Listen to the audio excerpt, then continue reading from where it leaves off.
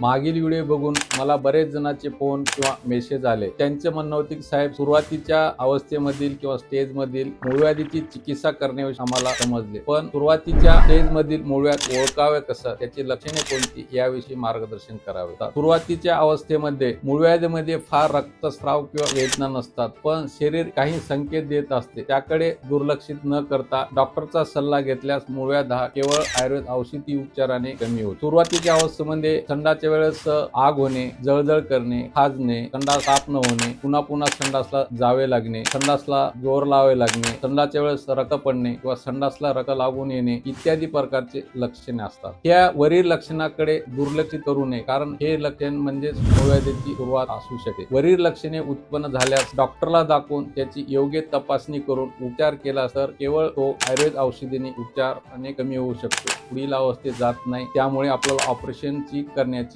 गरज भासत नाही.